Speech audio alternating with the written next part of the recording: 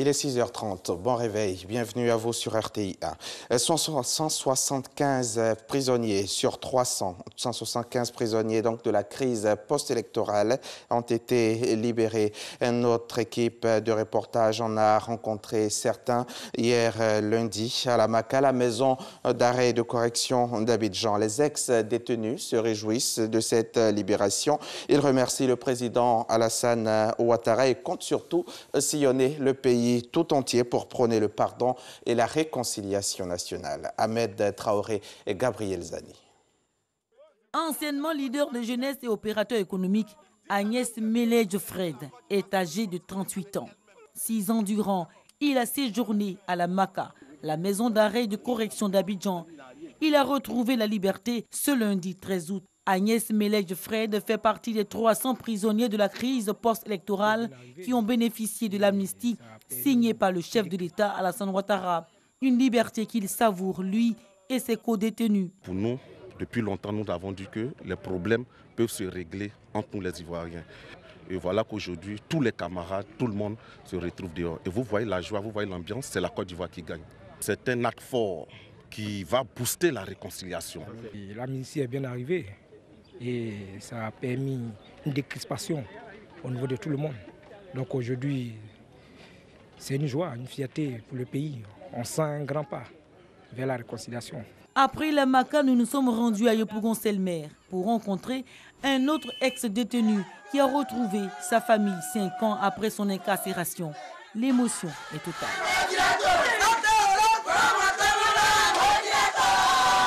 Quand tu traverses tout ce qu'on a traversé, et que tu retrouves la famille, franchement, les mots manquent. On ne sait même pas quoi dire. Tout simplement, c'est de remercier le président de la République pour ce qu'il a fait et qu'il continue de faire. Aujourd'hui, mon petit frère, Théophile Zaourou est dehors. Mon petit blanc, mon trésor, 5 ans en prison. On était dépaysés. On a pensé que la vie s'était arrêtée. Mais aujourd'hui, là, on retrouve la vie. À ce jour, 175 prisonniers sur les 300 concernés par l'amnistie ont retrouvé la liberté. Selon le ministère de la Justice et des Droits de l'Homme, le collectif des prisonniers de la crise post-électorale entend parcourir le pays pour prôner le pardon et la réconciliation.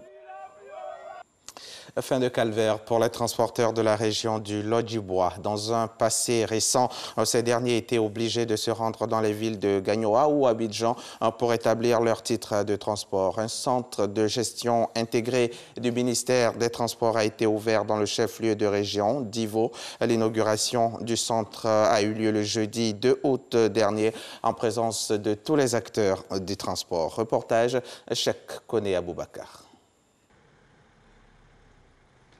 Yobale Guamene est promoteur d'auto-école dans la ville de Divo depuis près de 30 ans. Pour établir les documents relatifs au permis de conduire de ses apprenants, Yobale effectue tous les mois des allées et venues entre sa ville et les centres de gestion intégrés de Gagnoa ou d'Abidjan. Une situation qui cause certes d'énormes désagréments à ce chef d'entreprise, mais bien plus aux candidats à la conduite dans cette région. Nous avons des demandeurs qui sont dans les campements, dans les villages, qui sont reculés. Et là aussi, les pistes villageoises sont un peu dans un mauvais état. Donc c'est véritablement un frein. Et pour cela, certains préfèrent aller s'orienter vers Abidjan ou d'autres régions pour apprendre à conduire et avoir les permis de conduire. Ou il y en a même qui n'en font même pas du tout parce qu'ils ne peuvent pas effectuer ce déplacement.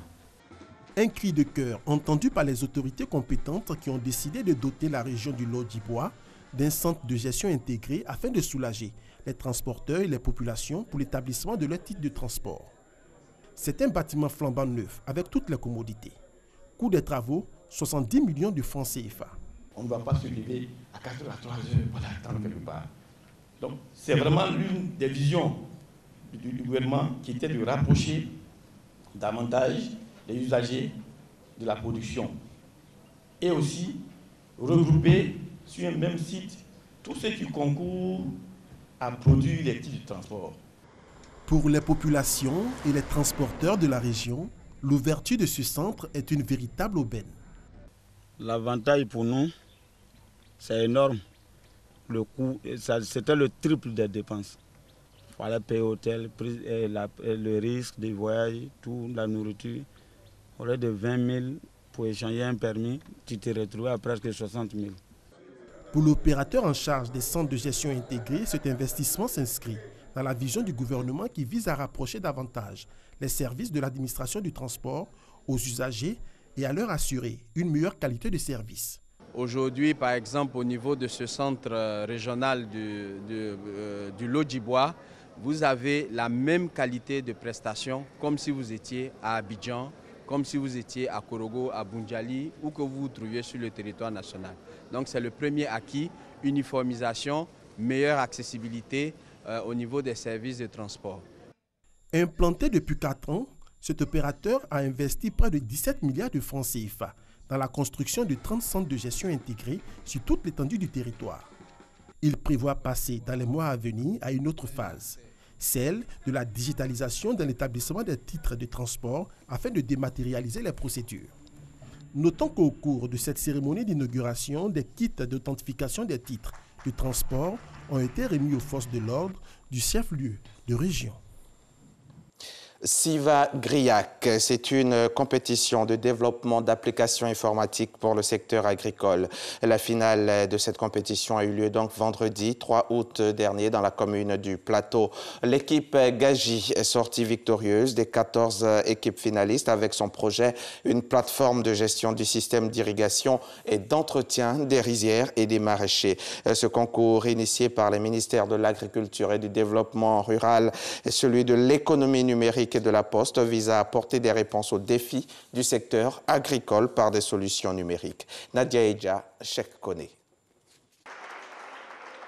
Ils sont les heureux gagnants de cette première édition du CIV Agri-Arc, un concours de développement d'applications informatiques initié pour répondre aux défis du secteur agricole ivoirien. Des émotions, mais aussi du soulagement pour l'équipe Gaji, qui a dû travailler d'arrache-pied pour se hisser au-dessus des 13 autres finalistes avec son projet Glogler, une plateforme de gestion du système d'irrigation et d'entretien des rizières et des maraîchers.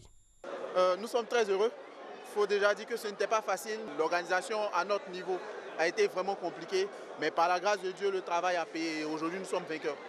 En plus des lots en nature et en espèces, chacune des équipes lauréates bénéficiera d'un suivi en vue de parachever et lancer son projet. Une expérience enrichissante pour ces jeunes de 18 à 35 ans. On a travaillé sur une application mobile qui permet à l'agriculteur de faire lui-même son propre engrais à partir de tous les déchets organiques environnants. Voilà, il pourra faire aussi son pesticide et ce à partir des produits locaux. C'était une belle expérience. Nous, on se considère comme étant les gagnants. Issus des villes de Daloa, Yamsokro, Boaké, Korogo et Abidjan, les 14 équipes finalistes ont été sélectionnées sur la base de l'originalité et l'efficacité de leur projet.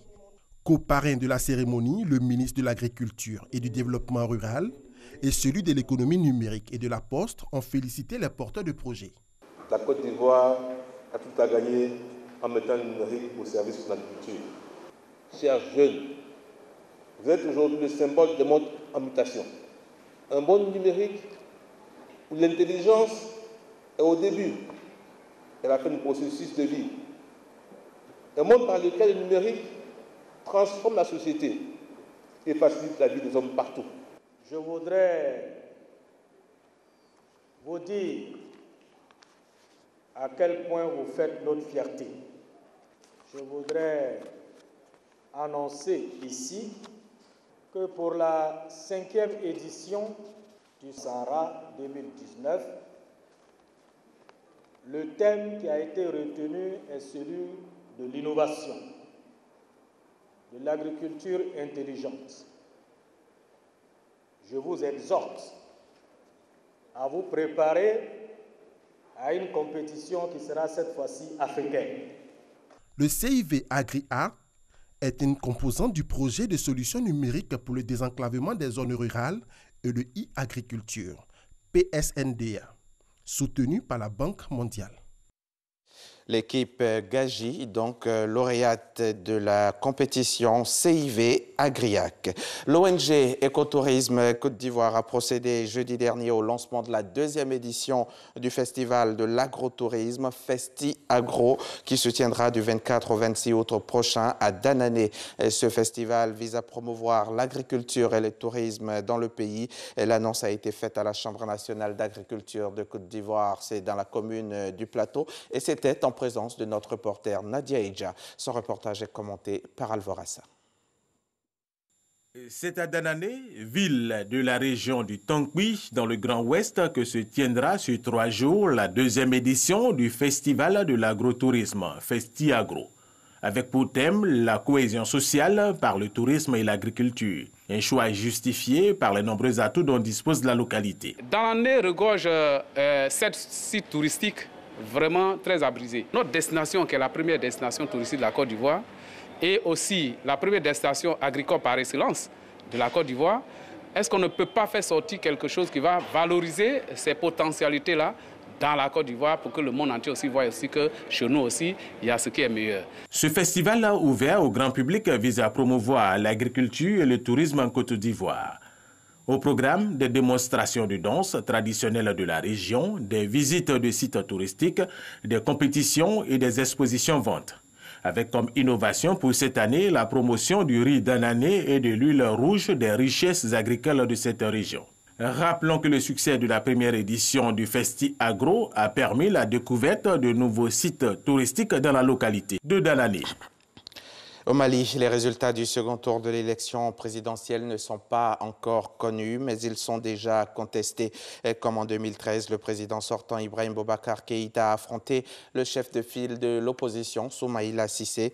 Lundi, devant ses partisans, ce dernier a annoncé son intention de rejeter les résultats avant même leur publication et a appelé les Maliens à se mobiliser. L'abstention au scrutin de dimanche risque d'être plus forte qu'au premier tour. Sur 1000 bureaux de vote observé, le POCIM, le pôle d'observation citoyenne du Mali, estime que la participation tourne autour de 27%. En RDC, 6 candidats de l'opposition à la présidentielle de décembre viennent de faire une déclaration publique pour présenter un seul candidat. Ils appellent également le pouvoir actuel à autoriser le retour de Moïse Katumbi pour qu'il participe au scrutin comme candidat et comme électeur. Après le suspense, le président Joseph Kabila ne sera pas candidat à l'élection du 23 décembre. C'est son ancien ministre de l'Intérieur, Emmanuel Ramazani Chadari, et secrétaire permanent de son parti qui défendra les couleurs de la majorité présidentielle. C'est la fin de ce journal. Merci de l'avoir suivi. Restez sur la chaîne qui rassemble.